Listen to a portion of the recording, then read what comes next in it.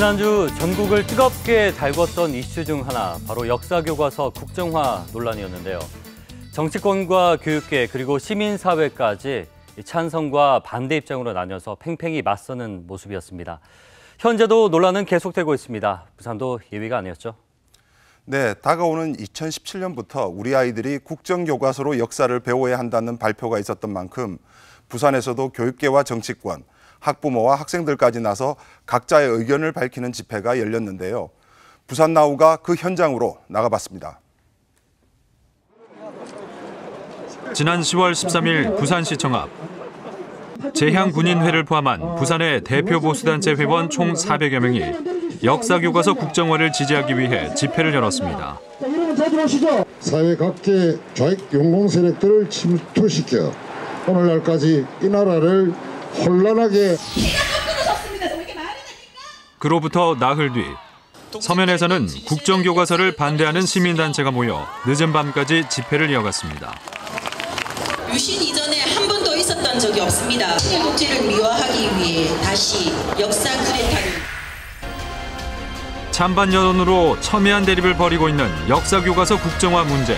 치열했던 현장에 부산나우가 동행했습니다. 정부는 객관적 사실에 입각하고 정부가 직접 역사적 사실에 지난 대한 10월 10일 황우여 교육부 장관이 역사교과서를 국정화하겠다는 계획을 발표했습니다. 이유는 국론을 통합하겠다는 것이었습니다. 발표 직후 여권에서는 발빠르게 지지 입장을 표명하고 총 8종의 현수막을 만들어 기존의 역사교과서에 대한 비판 수위를 높였습니다. 야권도 이에 질세라 역사교과서 국정화에 대해 강력한 반대 입장을 보이며 대국민 서명운동을 추진했고 국정교과서 추진의 문제점에 대한 관심을 촉구했는데요.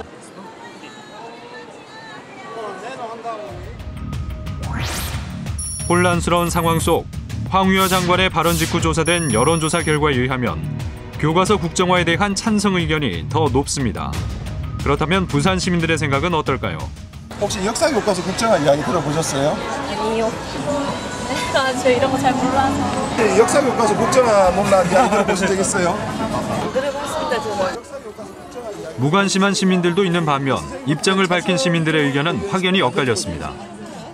지금 정치권에서 하는 이야기 그대로 뭐 좌파, 편향적이고 뭐 북한 뭐 김일성하고 뭐 이런 걸 좀 이래 우호적으로 보는 그런 부분들이 있어가지고 나는 좀 안 좋다고 보지. 잘못된 사실들이 많이 나오는 것 같아서 좀 바뀌어야 될 것 같아. 조금 더 개정이 있어야 될 것 같아요. 근데 정부에서 국정화를 주장을 하고 있잖아요. 국정하자. 네. 그 부분은 찬성을 하시는 겁니까? 찬성을 합니다. 찬성하시는 거예요? 찬성하는. 저는 일단은 반대를 해요. 일단은 반대다. 네. 정부에서 이렇게 올바른 교육관을 하겠다 하더라도 제가 볼 때는 저는 제 개인적인 생각에는 그게 정말 역사의 진실을 얘기를 해야 되고 과연 정부가 하고 있는 이런 일들이 과연 100이면 100이 다 맞다고 할 수 있을지는 저는 모르겠어요. 지난 10월 15일 전국 시도교육감협의회가 언론의 뜨거운 관심 속에 열렸습니다. 역사교과서 국정화에 대한 반대 의견을 밝힌 교육감이 많았기 때문입니다. 역사교육의 중요성은 무엇보다도 큽니다. 그동안 우리 교육감들은 학생들의 올바른 역사교육을 위해 노력해 왔습니다. 국정교과서 문제가 안건으로 제기된 게 아니잖아요. 아니었습니다. 하지만 일부 교육감들의 반대로 논의는 진행되지 않았습니다. 몇 시간 뒤 회의장을 빠져나오는 교육감들. 취재진은 교육감들과 직접 만나 그들의 입장을 들어봤습니다. 한마디도 더 이상 나오지가 않았습니다. 우리는 미국과 일본과 중국 틈바구니에 섞여서 근현대사가 해석하기에 따라서 여러 가지 달라질 수가 있습니다. 독립운동부터 시작해서 친일이냐 친미냐 이것을 나누는데 잘못 나누면 이게 역적이 되고 잘 나누면 국가를 위해서 활동한 사람이 되거든요. 상해 임시정부라든지 이승만 대통령의 구체적인 것은 역사학자들이면서 충분히 토의를 하고 논의를 해서 통일된 시점을 하나 만들어내야 됩니다. 역사적 사실이 많이 왜곡되는 것. 예를 들면 제가 광주와 광주 부근의 고등학교에서 80년대 역사를 가르쳤는데요. 정말 그 울면서 수업을 하고 울면서 가르치고 배운 그런 기억이 있기 때문에 역사가 왜곡된다 하는 것은 아주 위험스러운 일이다 생각을 합니다. 그렇다면 부산시 교육감은 이 문제에 대해서 어떻게 생각하고 있을까요? 개인적으로는 중고등학교 사회과 교과서를 집필한 경험이 있기 때문에 지금 국정화해야 된다. 올바른 역사를 가르치기 위해서 국정화한다는 것은 혁명모순이라고 생각합니다. 올바른 역사는 없습니다. 무엇이 올바르냐 하는 것 자체가 이미 다양한 평가나 해석이 되기 때문이고, 저는 국정이 아니라 검정을 제대로 강화만 해도 충분히 가능한 일을 이렇게 그 국정교과서 하나로 이렇게 가는 거에 대해서는 정말 이해하기 어렵고. 찬반 여론이 뜨거운 가운데 연세대학교 사학과 교수들을 시작으로 역사학자들의 국정교과서 집필 거부 및 제작 불참 선언이 이어졌습니다. 부산에서는 부산대학교 교수들이 제일 먼저 집필 거부 입장을 밝혔습니다. 벌써 지금 그 한국사 교과서를 가지고 2년을 공부하고 지금 3년째 공부해 들어가는데, 그동안 아무 이야기 안 하고 있다가 갑자기 아이들이 주체사상으로 공부하고 있습니다라고 하면 그 교육부 장관은 지금까지 뭐 한 겁니까? 국사편찬위원장은 또 뭐 하고 있는 거고요. 그러니까 그거는 정치적인 그 수사가 아니라 그냥 선동이에요, 선동. 수사 수준이 아니라 이건 정치적인 선동인 거죠. 정치적 문제가 거론되는 이유 중 하나는 바로 새누리당이 내건 현수막 내용 때문인데요. 현재 역사교과서에서 김일성 주체 사상을 가르치고 있다는 주장입니다. 과연 사실일까? 취재진은 학생들이 배우고 있는 8종의 역사교과서를 직접 분석해보기로 했습니다. 여러 교과서를 살펴봤지만 여당의 주장과 달리 김일성 주체 사상에 대한 내용을 비판적으로 설명하고 있었습니다.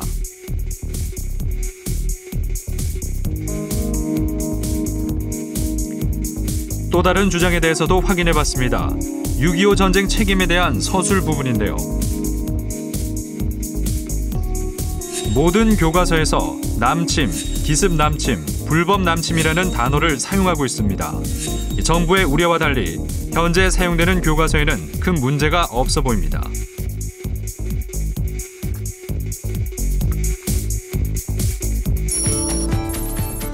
지적됐던 문제들이 모두 사실과 다른 것으로 확인되면서 여론도 변화하기 시작했는데요. 16일 발표에서는 찬성과 반대 비율이 동일했고 19일 여론조사 발표에서는 반대 입장이 더 우세한 수치를 보입니다. 처음 조사 결과가 뒤집힌 상황입니다. 지난 주말 2017년부터 국정교과서를 배워야 하는 학생들이 시위에 나섰습니다. 역사교과서 국정화 논란이 세대 간 논란으로 확산되고 있는 겁니다.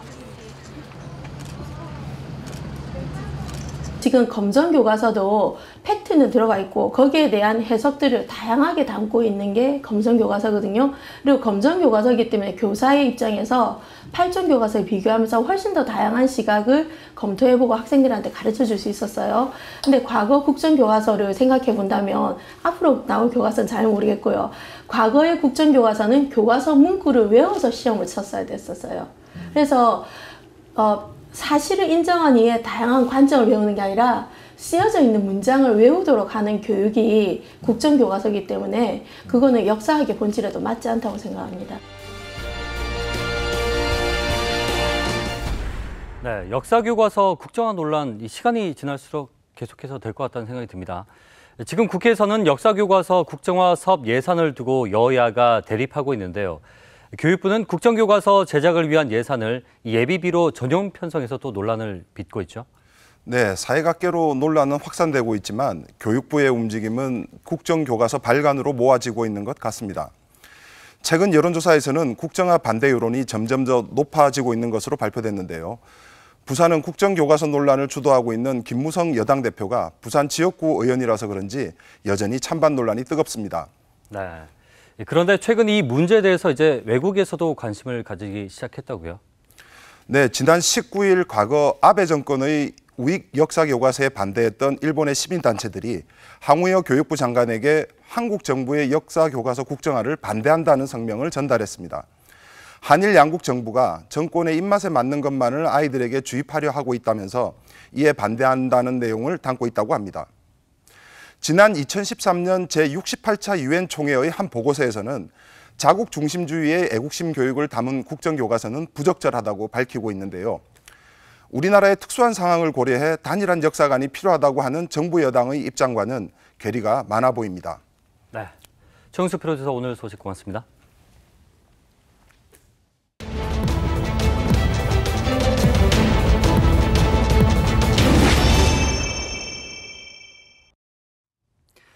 지난달 부산에서는 세계 최대 숙박 공유 사이트 에어비앤비를 통해 내국인에게 방을 빌려준 집주인이 70만 원의 벌금형을 받았습니다.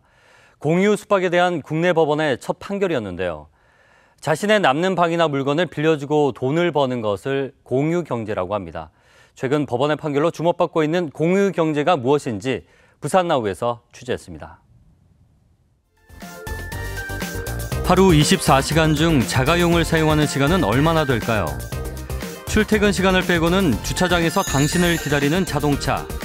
이 세워둔 자동차를 다른 사람들과 공유하는 건 어떨까요?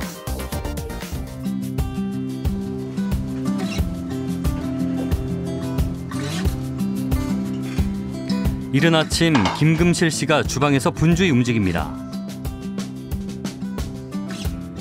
정성을 가득 담아 아침을 준비하는데요. 이 특별한 아침 밥상의 주인공은 바로 스위스에서 온 벤자민 씨. 처음으로 한국을 방문한 관광객입니다. 김금실 씨는 남는 방을 외국인 관광객에게 빌려주는 공유 숙박 호스트입니다. 구절판, 코리안 네임, 구절판. 구절판. 오케이. 하루 숙박료는 5만 원. 벤자민은 공유 숙박 사이트를 통해 저렴한 비용으로 색다른 숙소를 선택했습니다. Here in Korea, I'm all on my own, and I thought it would be good to stay with Airbnb because you can meet local people and they can show you how things really work in the country. So that's why I use Airbnb over hotels. 이 방은 우리 딸이 사용하던 방입니다. 그래서 이제 우리 딸이 대학을 가서 이 방을 그냥 놔두기는 아깝고 어떻게 이용하면 좋을까 이렇게 하던 중에 제가 이제 이렇게 홈스테이를 하게 돼가지고 아주 유용하게 여기 이 방이 정말 효자 노릇을 하고 있습니다. 자녀들이 대학 진학을 위해 서울로 떠나자 김금실 씨는 남는 방을 외국인들에게 빌려주고 수입을 올리고 있습니다. 이처럼 자신이 쓰지 않는 물건이나 공간을 다른 이들에게 빌려주고 돈을 버는 소비 방식을 공유경제라고 합니다. 공유경제 아이템은 다양합니다. 빈 방을 빌려주고 집을 고치는 각종 공구와 장비, 자전거와 같은 이동수단은 물론 한 번 읽고 꽂아준 책도 나눠 읽고 구입하기에 부담스러운 레저용품까지 공유할 수 있습니다. 빌려주는 사람도 빌리는 사람도 돈을 버는 공유경제가 확산되고 있습니다. 자동차는 우리가 일반적으로 1년 동안 운영하는데 평균 한 1,000만 원 정도 운영비가 든다고 그래요. 뭐 감가상각이라든지 이런 걸 다 사용하면 계산해 보면. 그런데 세계적으로 그 평균이 23시간은 주차장에 있고 1시간만 사용된다는 거죠. 이 자원이 사실은 자기가 비싼 돈을 주고 산 자원이 낭비되고 있는 거 아니겠어요? 그런 자원들을 우리가 찾아내서 모두 같이 나누고 그것을 또 조그마한 그 소득의 원천으로 만들겠다고 하는 것이 공유경제거든요. 세계 최대 공유 숙박 사이트인 에어비앤비를 통해 4년째 공유 숙박을 운영해온 김금실 씨. 그녀의 집엔 세계 각국에서 온 여행객 400팀이 다녀갔습니다. 2008년에 창업한 에어비앤비는 전 세계 190여 개국 3만 개의 도시 30만 개 이상 방이 등록돼 있습니다. 하루 이용자만 400만 명에 달합니다. 우리 생활에 깊숙이 진출해 있는 공유경제. 타임지는 2011년 세계를 바꿀 10대 아이디어로 공유경제를 선정했습니다. 지난 2008년 글로벌 경제 위기를 전후로 부각되기 시작한 공유경제. 2010년부터 성장세를 보이다가 세계 공유경제 시장 규모는 지난해 무려 113조 원에 육박했습니다. 김금실 씨는 손님들의 좋은 후기 덕분에 우수 호스트로 인증받아 예약률이 높습니다. 2011년 8월 11일이네요. 보니까. 공유 숙박 사이트에 3%의 수수료를 지불하고도 김금실 씨는 월 평균 200만 원의 수익을 올립니다. 10월달 예약이 다 꽉 차 있어요. 예. 그리고 이 사람이 방 2칸 가지고 거의 저 방은 거의 풀로 공실이 없거든요. 공실이 없고.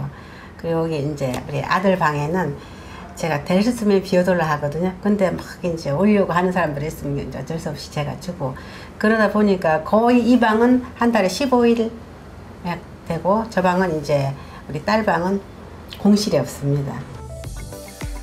인터넷 사이트를 통해 빈 방을 올리면 호스트로 등록되는 에어비앤비. 하지만 국내에서 숙박업 신고를 하지 않고 내국인을 받는 것은 불법입니다. 그런데 지난 9월 절차를 무시한 채 내국인을 받은 에어비앤비 호스트에게 불법성을 인정한 법원의 첫 판결이 나왔는데요. 전문가들은 공유경제에 대한 사회적인 고민이 필요하다는 입장입니다.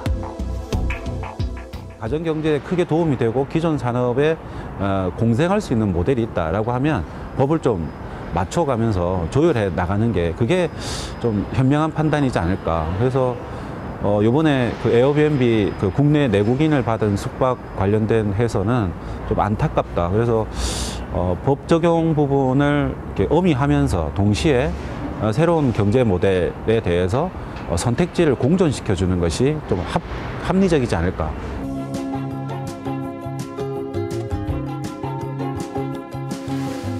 우리나라에서 공유경제를 행정에 가장 먼저 도입한 곳은 서울시입니다.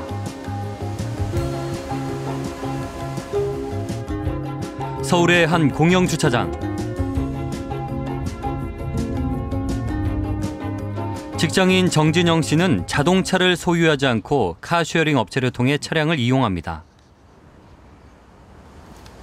스마트폰으로 차량을 예약하고 시간 단위로 차를 쓰고 반납하는데요. 무인 시스템으로 운영되는 이 업체의 차량 이용료는 시간당 3-4천 원 정도입니다.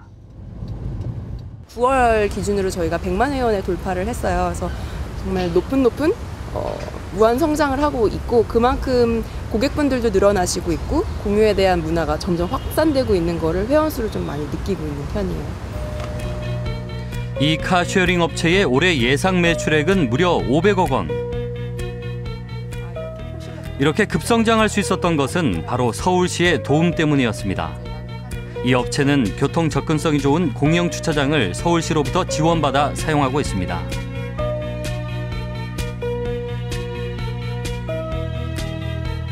이뿐만이 아닙니다. 서울시는 카쉐어링을 통해 공유 경제를 알리는 데도 적극적으로 나서고 있습니다.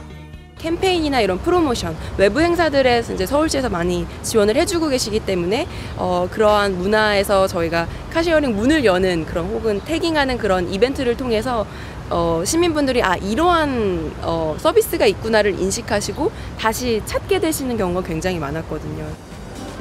지난 2012년 공유도시 서울을 선언한 서울시. 공유도시 전담부서를 마련하고 공유촉진 정책 추진 근거와 공유단체, 기업 지원을 담은 조례도 제정했습니다.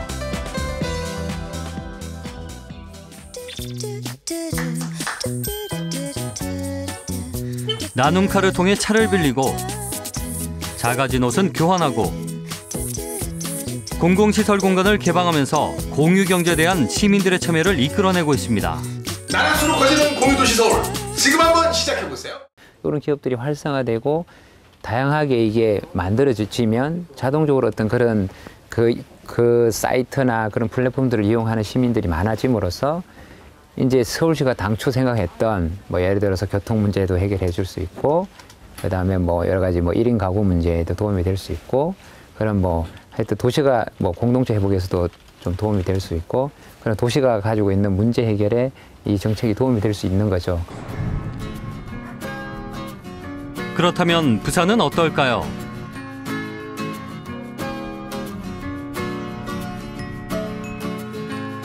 부산 원도심 중 한 곳인 동구 초량동. 삼복도로로 유명한 이 지역에 주민들이 주축이 돼서 공유경제 사업을 추진 중입니다.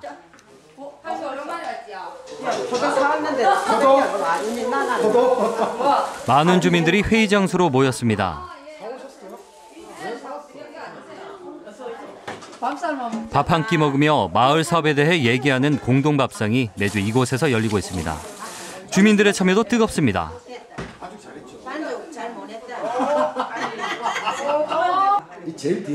주민들의 빈방과 버려진 빈집을 활용해서 추진 중인 도시 민박촌 사업. 앞으로 이 지역은 주민 전체가 참여하는 공유 숙박 밀집 지역이 될 것입니다.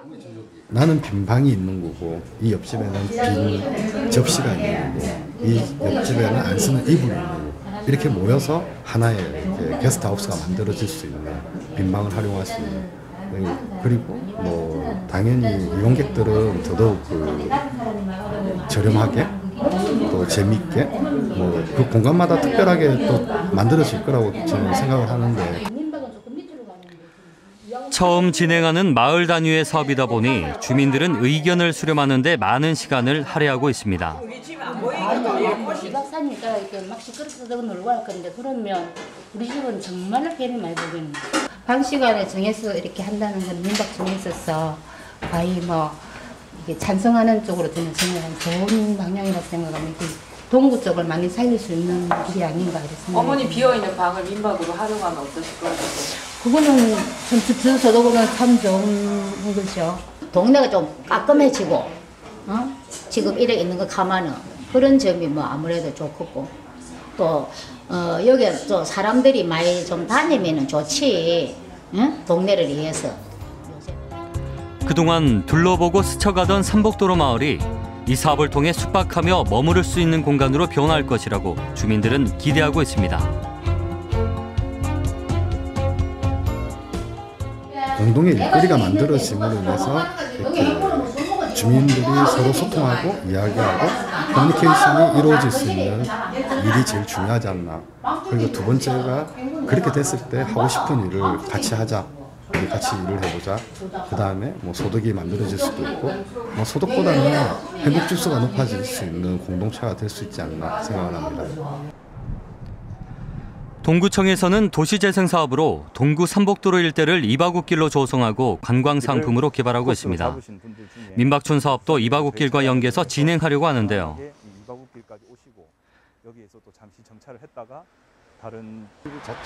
마을에서는 부산 지역 카쉐어링 업체와 손을 잡고 더 많은 관광객 유치에 나섰습니다.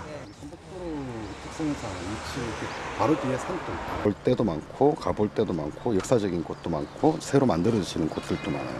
그래서 다 둘러보기 쉽지가 않은데 그래서 그렇다고 뭐 차를 다 가지고 오시는 것도 부담스럽고 그래서 우리가 공유 차를 같이 이용해서 하신다고 주민들도 이거 자체가 되게 큰 혜택이 있어요. 가파른 언덕길이 많은 삼복도로 특성상 걸어서 둘러보기 힘든 이바구길. 관광객들이 대중교통으로 갈 수 없는 이바구길의 골목골목을 둘러볼 수 있게 카쉐어링을 활용하는 것입니다. 사람들이 편안하게 접근할 수 있는 접근성을 저희 회사에서 제공을 한다고 생각을 하고 그렇게만 자리를 잡으면 뭐 지역 경제도 그렇고 뭐 다른 관광객들한테 편의도 제공하고 두 가지를 다 한꺼번에 잘 만들어내지 않을까 그렇게 생각하고 있습니다.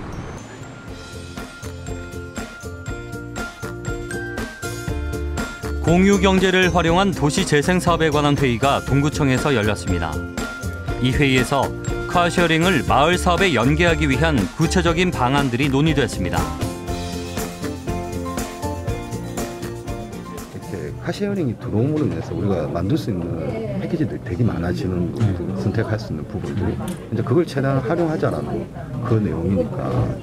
주에 마을과 공유기업 그리고 구청의 긴밀한 협조가 도시재생 사업의 성공 여부를 결정짓는 중요한 요인이 될 것입니다. 이게 동구 관내에 있는 그 이바구길이라는 그 관광 코스랑 연계된 사업이니까 뭐 동구청 쪽에서도 이제 긍정적으로 그래서 뭐 11월 초부터는 시범적으로 한번 차량 그 연계된 사업을 한번 시작을 해보는 쪽으로 지금 이야기를 하고 있습니다.